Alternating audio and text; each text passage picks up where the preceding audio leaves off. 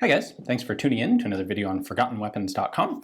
I'm Ian McCollum, and today we are going to take a look at a pair of Canadian Ross Mark III sniper rifles. These are, well, I was going to say, these are one of the scarcer snipers of World War I, which is true, although it maybe doesn't highlight the fact that all World War I sniping rifles are pretty darn rare these days. Now, the rationale for this is, of course, the Canadian forces went over into Europe for World War I initially with primarily Ross Mark III rifles. They're straight pull rifles, really interesting. I have several other videos on the Ross in general. If you're interested, check those out. But there were issues with the Ross, and by the fall of 1916, the Ross had been formally retired from the field and replaced with the #1 Mark III Star Lee Enfield.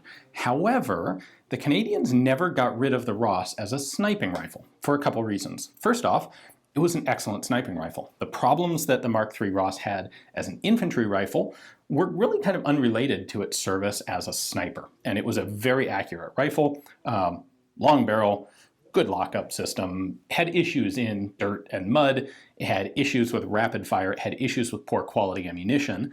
None of those things really applied to snipers. So on top of that, once the sniping programs really kind of began, which was 1915 for the British Empire, there was a rush to get sniping equipment. There hadn't been a sniper program in the British military before this. They didn't have optically scoped rifles, and they needed them. And while the British were trying to track down every scope that they could get their hands on for their own rifles, they were very unlikely to be just handing that material over to mere colonial Canadian troops. So the Canadians went about putting together their own snipers. Now they did this with the American Warner and Swasey. There's a Warner and Swasey Musket Sight, it's called. It's a 5-power magnification scope. It's prismatic. You'll notice you look in here and you look out up here.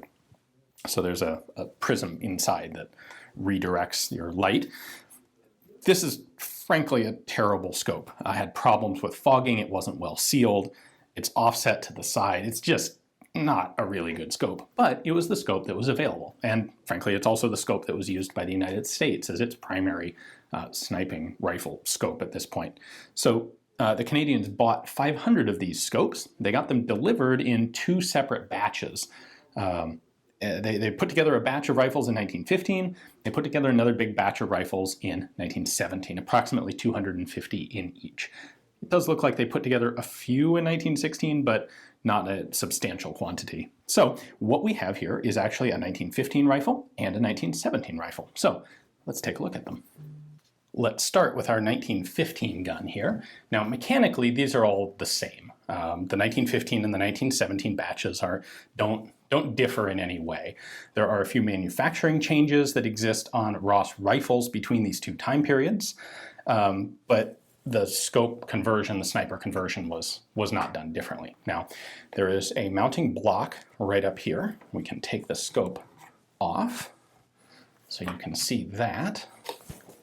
They numbered the scopes and the scope mount. So this is number 246. This would be one of the very last of the 1915 batch, screwed into the receiver there. There wasn't any special selection of rifles. They just took a batch of 250 off the production line at the Ross factory, mounted these scopes on them, and then interestingly, they didn't send them all overseas. As of 1915, they were issuing these rifles only 2 per battalion, and they actually ended up making more than they really needed. And a bunch of these rifles actually stayed in Canada, almost certainly including this one. You'll notice that this looks like a pretty nice condition rifle. You'll see this on the 1917 gun as well. Everything's in pretty darn good shape, more so than you would expect for a rifle that went over into World War I and saw combat use, as the sniper rifles almost certainly would have. Well, the fact of the matter is, a lot of the rifles went over, a lot of the rifles stayed in Canada, and they were actually retained in Canada all the way up until at least 1942, because these were used for sniper training in the early years of World War II in Canada. Now, if we take a look at the markings on the rifle, everything on a Ross is marked on the buttstock here. We have our government property roundel. This is a Mark III gun. Our serial number is 240FK. They did 1,000 gun serial prefixes. So the very first ones were A1 through 999. After they finished the whole alphabet, they went through and then did AA, AB, AC, etc. And they got up to quite a lot of them. This is FK, and this rifle was manufactured in 1915. And then up here, it is marked with the scope number, as most of them are. This is number 246. That's the same number that you saw marked on the scope rail. Now, we don't know exactly when this was marked, because as you'll see on the 1917 gun, it doesn't have that marking. Now, the scope on this is number 325. Neither of these two rifles has a matching scope. I don't know if any of them are, any of the existing ones do. These rifles, before they were ultimately sold off, were broken apart. So the scopes were separated, and you don't generally find them with matching scopes. There are a couple ways to tell differences between this sort of Warner and Swasey and the ones that were used on American rifles and machine guns. First off is the serial number. Numbers between 1 and 500 like this are Canadian. These are all model of 1913. There was a second pattern of 1916 that was also used by the Americans. In order to actually adjust this, you have a windage knob here, you have an elevation knob here. Zoom in on that a little bit. So there's your marker. This is currently set to 200 yards. And what you do is you loosen this, and then you can adjust this dial. And that is going to cant the scope quite significantly by the time you get up to the higher numbers. But the Canadian ones, being calibrated for 303 British caliber, go out to 2,400 yards. The American ones in 30-06 have a longer maximum range on them. I think it's 3,000 or 3,500 or 3,600. I don't remember exactly now, but 2,400 yards plus a serial number of 1 to 500 plus no data plate on the top tells you it's a Canadian issue Warner and Swasey scope. Originally there was a data plate up here with range information, and those plates were removed because of course the scopes were recalibrated for 303. You can still see the 4 little holes, which don't appear to have been sealed in any way on the top. All right, now for comparison's sake, here is our 1917 rifle, all the same sort of data, except this is number 974LL, and it does not have a scope number stamped in it. So this rifle is another rifle that stayed in Canada and didn't actually go to Europe during World War I. It's still a legitimate Canadian issue Ross sniper rifle. It's just one of the ones that stayed in Canada and was used for training. The scope, however, is a little bit different. It's a little hard to read there, but this is scope number 120.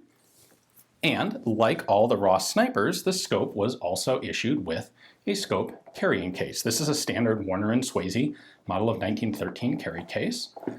What's cool about this is all the information about the gun is stamped on the case. This is actually a really cool piece of information for Ross collectors and historians, because the scope cases survive much more frequently than the rifles do, because this is a piece of personal property that could be easily brought back by a sniper as a souvenir, where the rifles couldn't necessarily. So there's something like 30 of these scope cases that are well documented, and those give us a good idea of the serial numbers that are used for the rifles. So what we have here is this is scope number 120, which is what was on the scope, rifle number 236 FK, 1915. So FK is the same serial number prefix that was on our 1915 rifle. It's not the same rifle, but it sure is close. This was 240 FK. Scope number 120 was 236 FK.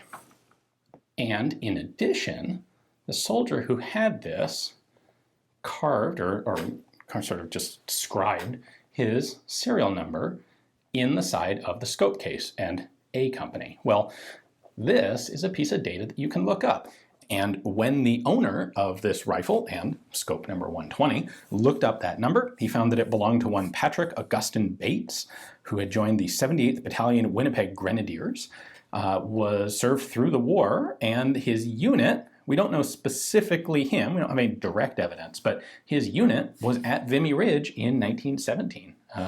So there's a very high likelihood that this particular scope and Mr. Bates, I don't know what his rank was, were at Vimy Ridge in really kind of what is one of the foundational events of Canadian military history. So that is a very cool historical connection. It is, of course, extremely rare to find original Ross sniper rifles from World War I. So a big thanks to the collector who gave me the opportunity to take a look at these two and bring them to you. Hopefully you guys enjoyed the video. Thanks for watching.